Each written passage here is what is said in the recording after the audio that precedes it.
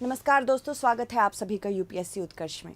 आज हम मिलकर ये जानेंगे कि आखिर किस धर्म की कितनी आबादी है हमारे देश में, क्योंकि ये मुद्दा चर्चा में आया है। और ये चर्चा में इसलिए आया है क्योंकि भारत के प्रधानमंत्री ने कहा है कि विपक्ष की जब सरकार रहती है, एक विपक्ष दल है, उसका नाम नहीं लेना चाहूँगी, विपक्ष की जब सरकार रहती है तो एक समुदाय है, उसकी जितनी आबादी रहेगी उतना ज़्यादा उसको हक मिलेगा। ऐसा प्रधानमंत्री ने अभी हाल ही में कहा है। इसीलिए अगर हमें इसे एग्ज़ाम के नज़रिए से देखना होगा तो बहुत सारी चीज़ें जाननी होगी जो कि तथ्यों पर आधारित होगा, यानी कि it will be based on evidence पे इसको आधार करेंगे, ना कि किसी और चीज़ पे। ठीक है, तो चलिए बिना किसी पॉलिटिकल अंडरस्टैंडिंग के इसको समझने की कोशिश करेंगे। राजनीतिक संदर्भ तो है, पर राजनीतिक दृष्टिकोण से नहीं देखना है, हमें इसे एग्ज़ाम के दृष्टिकोण से देखना है। तो उसी को मद्देनज़र रखते हुए हमने पूरा कंटेंट अपना डेवलप किया, जैसे हम हमेशा करते हैं। तो हाल ही में प्रधानमंत्री ने राजस्थान में एक चुनावी सभा में अल्पसंख्यकों पर एक टिप्पणी की है, और इस टिप्पणी पे ये बोला गया है कि अगर आप एक धर्म समुदाय से हैं तो जितनी आपकी आबादी होगी उतना आपका हक होगा, ऐसे विपक्षी दल कहता है। ये टीका टिप्पणी तो राजनीतिक तौर से की गई है, पर अगर तथ्यों की बात करें तो तथ्य हमें क्या बताते हैं। और अल्पसंख्यक कौन है? क्या भारत के संविधान में अल्पसंख्यकों की कोई परिभाषा है?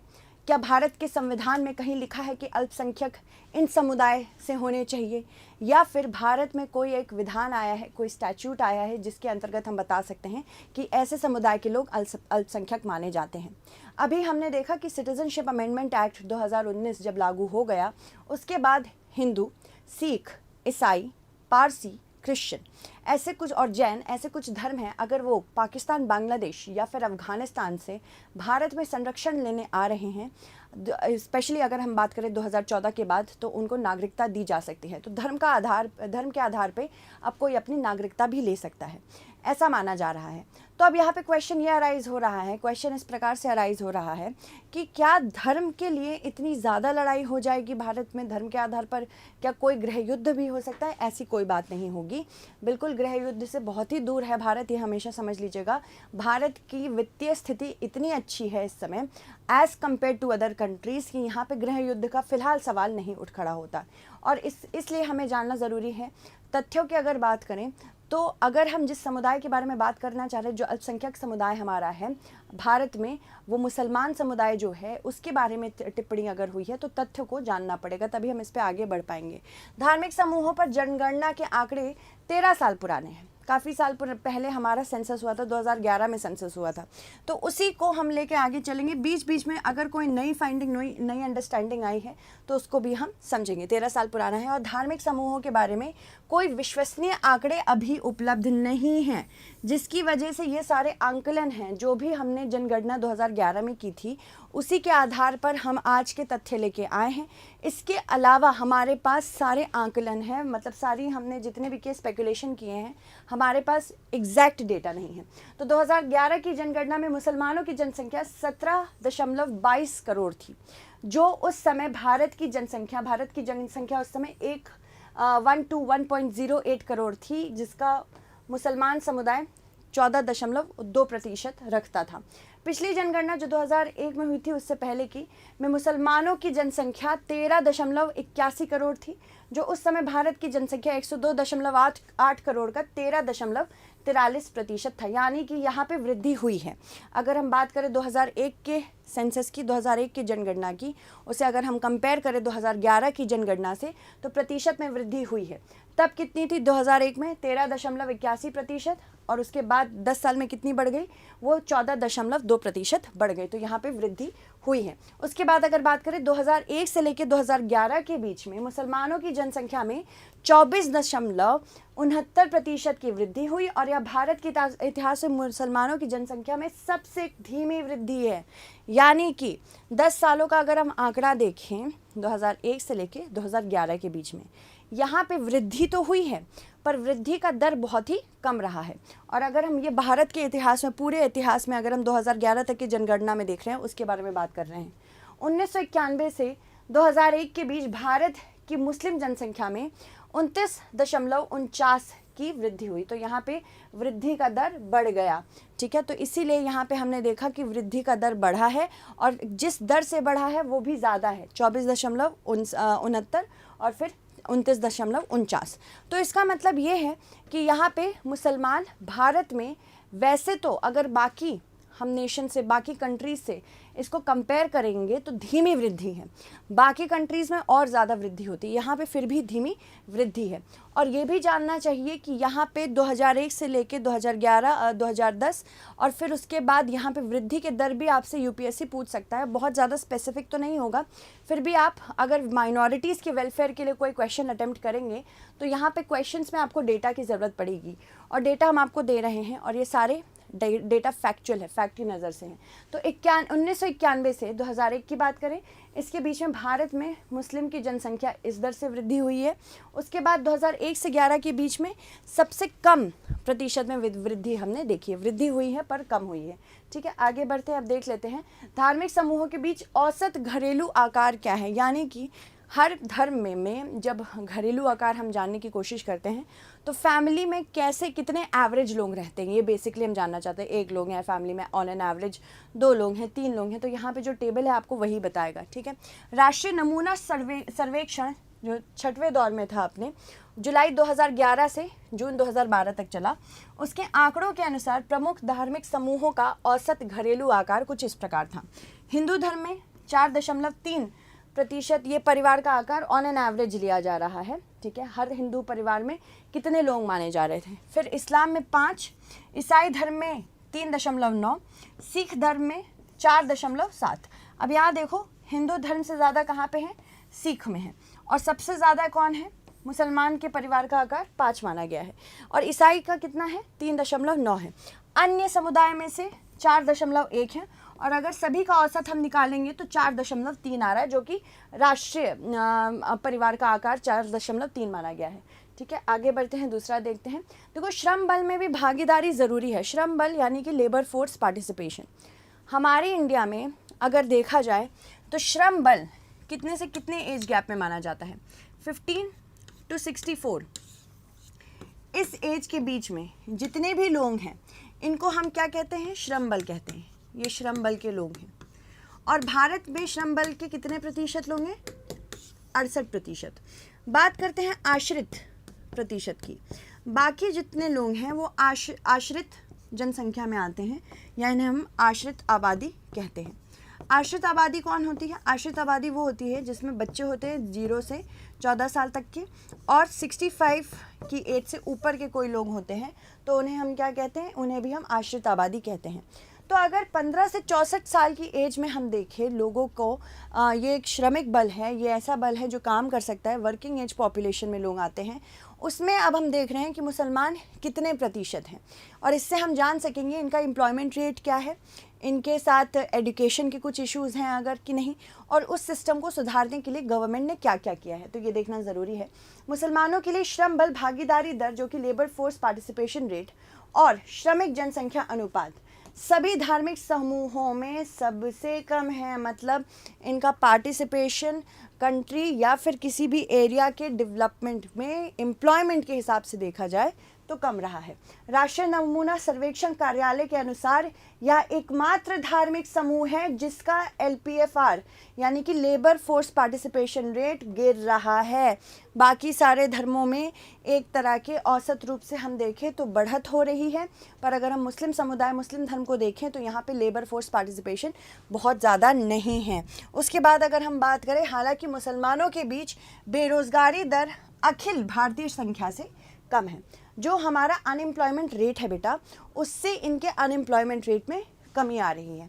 अब यहाँ पे देखा जा रहा है कि लेबर में है नहीं, लेबर फोर्स पार्टिसिपेशन में है नहीं, और at the same time employed भी है, अनएम्प्लॉयमेंट बहुत ज़्यादा है नहीं। तो यहाँ पे ये गैप कैसे आया? LPFR को जनसंख्या में श्रम बल यानी कि काम करने वाले या काम की तलाश करने वाले या उपलब्ध लोगों के रूप में देखा जाता है। मतलब कितने लोग काम करना चाह रहे हैं। जो काम नहीं करना चाहते हैं, ये ध्यान रखिएगा, मान लीजिए मैं काम करना चाह रही हूँ पर मुझे अगर एम्प्लॉयमेंट नहीं मिल रही है तो मैं अनएम्प्लॉयड एक्चुअल अनएम्प्लॉयड पर्सन हूँ। और अगर मैं काम ही नहीं करना चाह रही हूँ तो मैं क्या हो जाती हूँ, वॉलंटरीली अनएम्प्लॉयड। मतलब मैं काम नहीं करना चाह रही हूँ, भले ही मेरे पास डिग्री होगी, भले ही मेरे पास फैमिली का सपोर्ट होगा और काम भी मेरे लिए खूब अच्छा सा अवेलेबल होगा, बट फिर भी मैं काम नहीं करना चाह रही हूँ। तो यहाँ ये हो सकता है कि अनएम्प्लॉयमेंट का दर तो कम है इनके साथ, पर जितने लोग एक्चुअली काम ढूंढ रहे हैं उनकी संख्या भी कम है।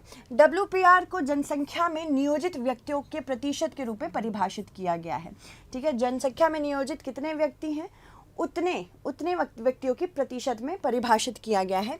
युवा श्रम बल में शामिल व्यक्तियों में से बेरोजगार व्यक्तियों का प्रतिशत है। तो ये सब परिभाषा है। अगर यूपीएससी आपसे पूछे तो इसकी प्रतिशत आप बता सकते हैं, मतलब इसकी परिभाषा आप बता सकते हैं कौन सा किसका प्रतिशत है। लेबर फोर्स पार्टिसिपेशन रेट की बात करें तो ऑल इंडिया मेल कितना है, 58.1% है। ऑल इंडिया फीमेल कितना है, मतलब फीमेल्स कितना काम कर रही हैं लेबर फोर्स में, 30.5 है। ऑल इंडिया पर्सन की बात करें, मतलब दोनों जेंडर्स को मिला के बात करें, 44.5 है। मुस्लिम मेल की बात करें तो 47.7 है। मुस्लिम फीमेल बहुत कम है, 14.2 है, और मुस्लिम पर्सन 32.2 है। उसके बाद work population ratio 56.1 all mail की बात है। अगर ऑल इंडिया फीमेल की बात करें तो 29.6 है। ऑल इंडिया पर्सन की बात करें तो 43.1 है। मुस्लिम मेल 46.6 और मुस्लिम फीमेल 13.8 है। अनएम्प्लॉयमेंट रेट देखिए, अनएम्प्लॉयमेंट रेट अगर हम बात करें तो यहाँ पे unemployment rate all India male 3.4 है। देन अगर हम मुस्लिम्स में मेल में बात करें तो यहाँ पे कम है, 2.3 है। फिर से ऑल इंडिया फीमेल की बात करें 2.8 है, फीमेल का थोड़ा सा कम है। अगेन यहाँ पे ये भी चीज़ है कि एम्प्लॉयमेंट ढूंढना भी तो चाहिए। उसके बाद ऑल इंडिया पर्सन की बात करें 3.2 है, और ऑल पर्सन मुस्लिम पर्सन की बात करें तो 2.4 है। तो ऑल इंडिया पर्सन से कंपेयर अगर हम करेंगे तो इनका अनएम्प्लॉयमेंट रेट कम होता है, इसी वजह से, क्योंकि मे बी एम्प्लॉयमेंट की अपॉर्चुनिटीज़ अवेलेबल हैं पर ऑफ कोर्स करना नहीं चाह रहे हैं। सच्चर समिति की रिपोर्ट ने कहा है भारत सरकार ने मार्च 2005 में दिल्ली उच्च न्यायालय के पूर्व मुख्य न्यायाधीश राजेंद्र सच्चर की अध्यक्षता में 7 सदस्यीय उच्च स्तरीय समिति का गठन किया था। अगर यूपीएससी में पूछा जाए कि यहाँ पे सच्चर समिति जो है किस लिए आई थी, तो ये आपको बताना पड़ेगा कि मुस्लिम समुदाय के बेटरमेंट के लिए आई थी, उनकी बेहतरी के लिए बनाई गई थी। इस समिति का कार्य भारत में मुस्लिम समुदाय की सामाजिक, आर्थिक और शैक्षिक स्थिति की जांच करना था। मतलब वो समाज में कैसा कर रहे हैं, उनकी आर्थिक स्थिति क्या है और शैक्षिक संस्था उनकी कैसी चल रही है। वैसे तो जनरली अगर हम देखते हैं तो मदरसा सिस्टम ज़्यादा फॉलो करते हैं मुसलमान, पर अगर हम देखें इनके मदरसा सिस्टम को अगर रेनोवेट करने की कोशिश गवर्नमेंट कर रही है, रिफॉर्म करने की कोशिश कर रही है कि साइंस भी पढ़ाइए, बाकी चीज़ें भी पढ़ाइए, Quranic learnings are important, but उसके साथ आप जो मॉडर्न एजुकेशन सिस्टम में भी इम्पॉर्टेंट चीज़ें हैं उसको भी पढ़ाइए। तो यहाँ पे अगर इसमें बेटरमेंट हो जाएगा तो सच्चर समिति की रिपोर्ट ने कहा था ये बहुत बेहतर हो जाएगा। आज़ादी के बाद से ही मुसलमानों के संदर्भ में बढ़ती आर्थिक असमानता, सामाजिक असुरक्षा, साथ ही साथ अलगाव की भावना को रिपोर्ट के जरिए पहली बार उजागर किया था। मतलब ये बताया था कि अगर आर्थिक स्थिति भारत की सुधर रही है तो यहाँ पे असमानताएं भी फैल रही हैं। अगर एक समुदाय का व्यक्ति बेहतर कर रहा है तो दूसरे समुदाय का व्यक्ति, यहाँ मुसलमानों की बात हो रही थी सच्चर समिति रिपोर्ट में, तो इनके जो व्यक्ति हैं वो ये आर्थिक रूप से बहुत अच्छा नहीं कर पा रहे हैं। साथ ही साथ समाज में भी इनकी असुरक्षित फील कर रहे थे, ये उस पर भी सवाल उठाए थे। और साथ ही साथ ये भी कहा था कि इनके अंदर अलगाव की भी भावना थी।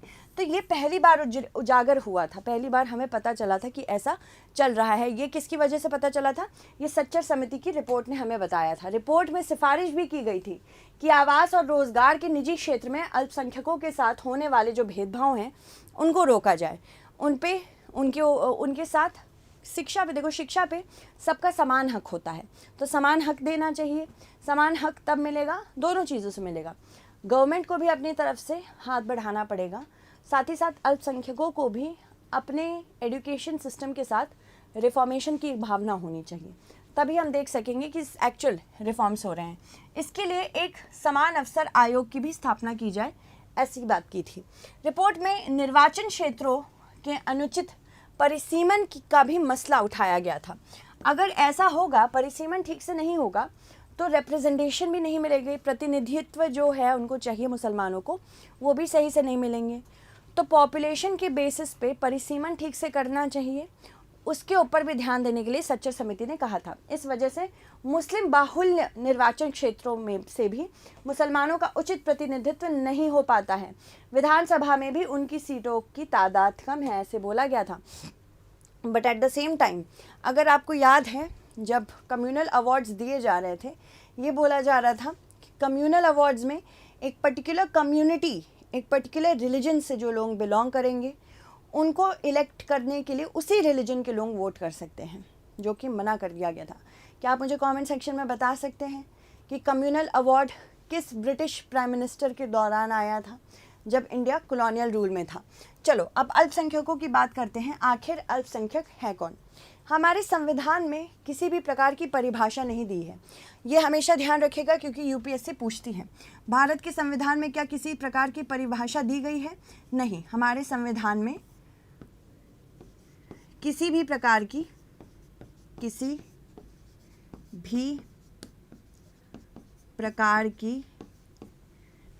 परिभाषा नहीं है, ये याद रखिएगा। पर हाँ, कुछ अनुच्छेद है जिसमें बताया गया है कि किनको किनको हम अल्पसंख्यक मान सकते हैं, ठीक है। पर राष्ट्रीय अल्पसंख्यक आयोग अधिनियम आया था 1992 में। उसमें धारा 2C के तहत 6 समुदायों को भारत सरकार द्वारा अल्पसंख्यक समुदाय के रूप में घोषित किया था। कौन कौन थे ये? सिख, मुस्लिम, ईसाई, पारसी, बौद्ध और जैन। अब यहाँ पे क्या हो गया, जो मैंने बात की थी CAA की, वहाँ पे मुसलमानों को नहीं दिया जा रहा है हक। अगर हम बात करें नागरिकता में, यहाँ पे अल्पसंख्यक में कौन कौन आ गए? Sikh, CAA citizenship amendment act, Sikh, ईसाई, पारसी, बौद्ध, जैन और हिंदू, ठीक है। तो यहाँ पे ये चीज़ आप ध्यान रखिएगा, यहाँ पे ये बदलाव हुआ है। मुस्लिम समुदाय को सिर्फ भारत में अल्पसंख्यक माना जाता है। अगर हम बात करें बांग्लादेश, पाकिस्तान, साथ ही साथ अफगानिस्तान की, तो यहाँ पे इन लोगों को अल्पसंख्यक, मुसलमानों को अल्पसंख्यक नहीं माना जाता है। इसीलिए जो नागरिकता संशोधन अधिनियम 2019 का आया है, वहाँ पे हिंदुओं को रखा गया है। पर अगर हम बात करें अपने भारत की, यहाँ पे जो राष्ट्रीय अल्पसंख्यक आयोग अधिनियम 1992 है, इसमें धारा 2C के तहत किसको माना गया है अल्पसंख्यक? सिख, मुस्लिम, ईसाई, पारसी, बौद्ध और जैन को। अगर हम नागरिकता संशोधन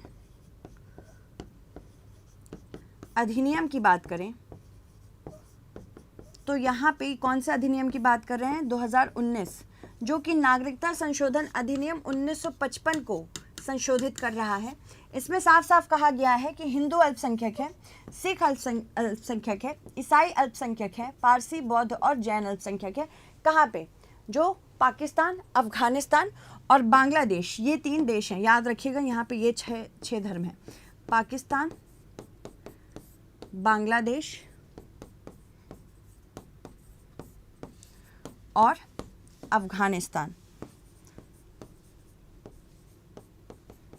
ठीक है।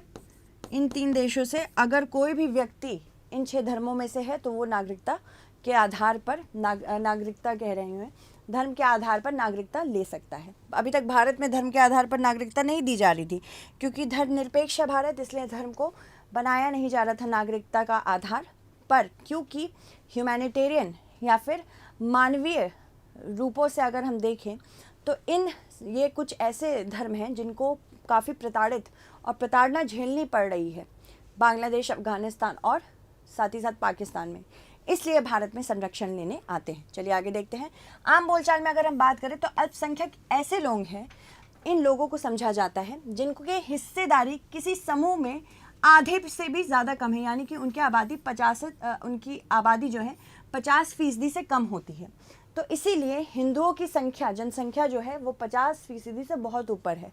इसीलिए अगर हम कंपेयर करते हैं, रिलेटिव कंपैरिजन करते हैं, पूरे भारत में मुसलमान इसलिए अल्पसंख्यक होते हैं और बाकी धर्म भी अल्पसंख्यक होते हैं, जैसे ईसाई, पारसी। कभी कभी ऐसा होता है किसी राज्य में भी अगर आबादी देखी जाए, तो उसके आधार पर भी हिंदुओं को अल्पसंख्यक घोषित कर दिया जा सकता है, ठीक है। तो ज़रूरी नहीं है कि अगर हिंदू पूरे भारत में मेजॉरिटी में हो तो वो राज्य के स्तर पे भी मेजॉरिटी में रहेंगे। राज्यों में भी धर्मों को अल्पसंख्यक घोषित किया जाता है और बहुत सारे भारत के ऐसे राज्य हैं जहाँ पे हिंदू अल्पसंख्यक हैं, इसीलिए इनको वहाँ पे माइनॉरिटी का दर्जा या अल्पसंख्यक का दर्जा दिया जाता है। क्या आप मुझे कमेंट में बता सकते हैं किन राज्यों में ऐसा है? ठीक है, 50% से जहाँ पे इनकी जनसंख्या कम होती है।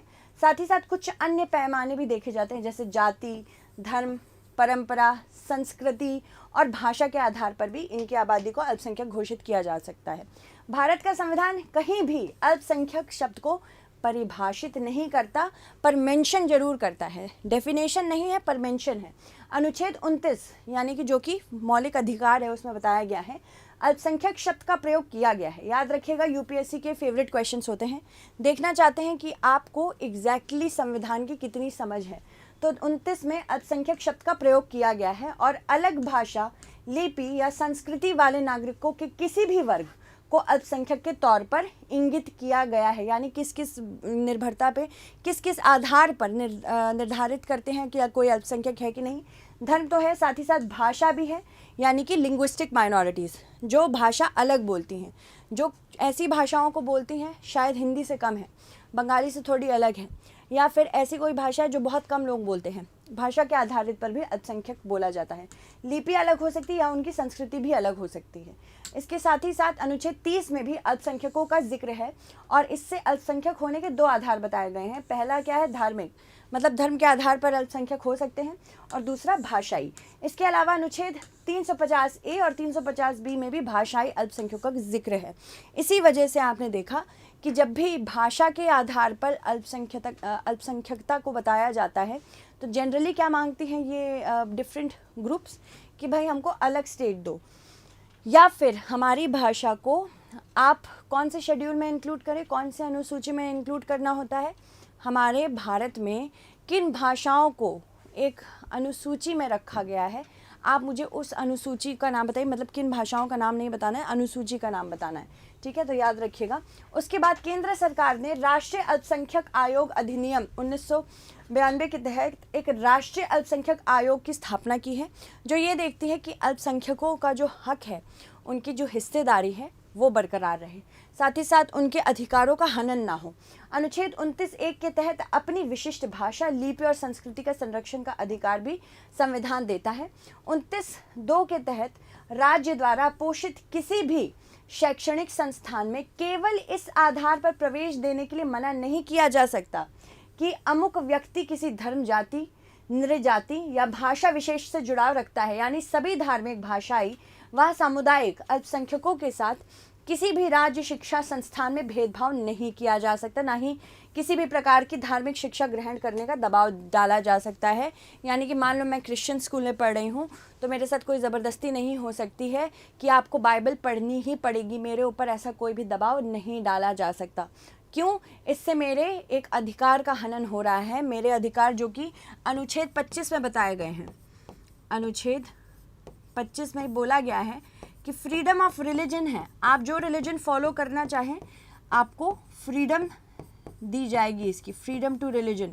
तो अगर मैं अपना धर्म फॉलो करना चाहती हूँ, मेरा कोई भी धर्म हो सकता है, हिंदू, मुस्लिम, बौद्ध, जैन, सिख, और मुझे बोला जाए कि नहीं तुमको बाइबल पढ़नी ही पड़ेगी, या फिर कुरान पढ़नी ही पड़ेगी, या फिर गीता पढ़नी ही पड़ेगी, तो मेरे ऊपर कोई दबाव नहीं डाल सकता किसी भी शैक्षणिक संस्थान में, ठीक है। उसके बाद इस तरह भारतीय संविधान में अल्पसंख्यकों को के विकास के लिए शैक्षणिक अधिकार और उनकी भाषा एवं संस्कृति संरक्षण के लिए अनुच्छेद 29 और 30 के तहत कई विशेष प्रावधान दिए गए हैं। देश के हर इलाके में रह रहे सभी अल्पसंख्यकों को उनकी भाषा, लिपि तथा संस्कृति के संरक्षण का अधिकार है। साथ ही संविधान ऐसे निर्देश भी जारी करता है कि देश में ऐसी कोई भी कानून और नीतियां नहीं बनाई जाएंगी जिनसे इन अल्पसंख्यकों की संस्कृति, भाषा एवं लिपि का शोषण होगा।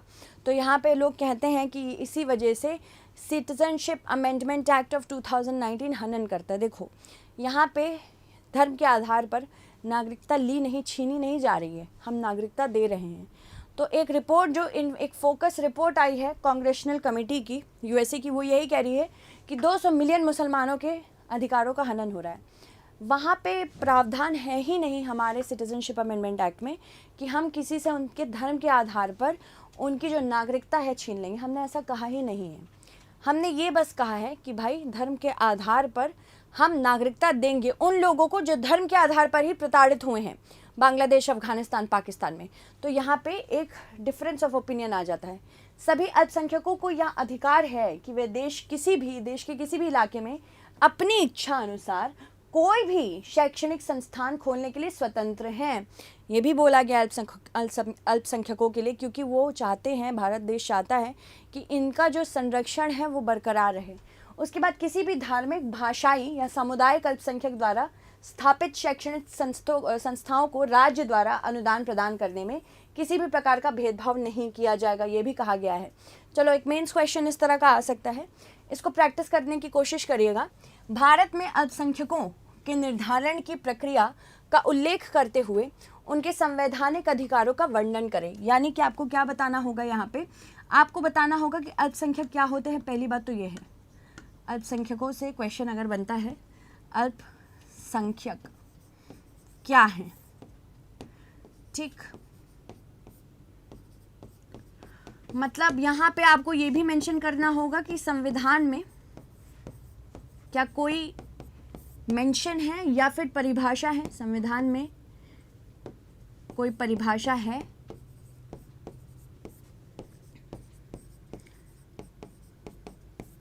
साथ ही साथ ये बताना होगा इसमें आपको कि क्या कोई एक्ट पास हुआ है, एक्ट जिसमें अल्पसंख्यकों के बारे में बताया है कि माइनॉरिटी होती क्या है, ठीक है। उसके बाद क्या लिखा है, संवैधानिक अधिकारों का वर्णन कीजिए। यानी कि अभी आपको यहाँ पे सारे फंडामेंटल राइट्स बताने होंगे। इसमें राइट टू इक्वालिटी भी आ जाएगा आर्टिकल 14 के अंतर्गत, right to life and liberty आ जाएगा, फिर right to freedom of religion आएगा, आर्टिकल 19 भी इसमें आएगा। आर्टिकल 19 क्या कहता है, फ्रीडम ऑफ एक्सप्रेशन। तो अगर मैं कोई भी धर्म का, किसी भी धर्म का पालन कर रही हूँ तो ये मेरा फ्रीडम ऑफ एक्सप्रेशन है, मैं एक्सप्रेस कर रही हूँ। और फिर लास्ट में कंक्लूजन कर देना है कि भारत की सरकार ने क्या क्या कदम उठाए हैं, कौन किस किस निकाय की स्थापना की है इसके तहत। चलिए, निम्न कथनों पर विचार कीजिए। केंद्र सरकार ने राष्ट्रीय अल्पसंख्यक आयोग अधिनियम 1992 के तहत एक राष्ट्रीय अल्पसंख्यक आयोग की स्थापना की है। राष्ट्रीय अल्पसंख्यक आयोग अधिनियम की धारा 2C के तहत 5 समुदायों को भारत सरकार ने अल्पसंख्यक समुदाय के रूप में घोषित किया है, सिख, मुस्लिम, ईसाई, बौद्ध और जैन।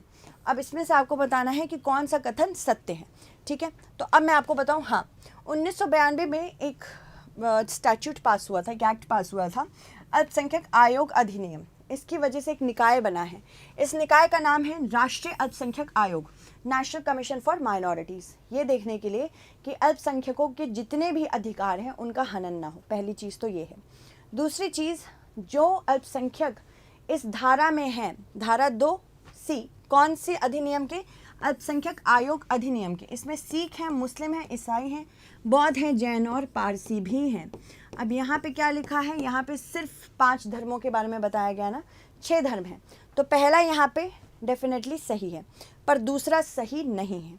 तो पहला सही, दूसरा गलत। करेक्ट आंसर क्या हो गया, केवल एक यहाँ पे करेक्ट आंसर हो गया, ठीक है। तो इसी के साथ आज की क्लास ख़त्म होती है। हम जल्दी आएंगे दूसरे टॉपिक के साथ भी। देखते रहें यूपीएससी उत्कर्ष।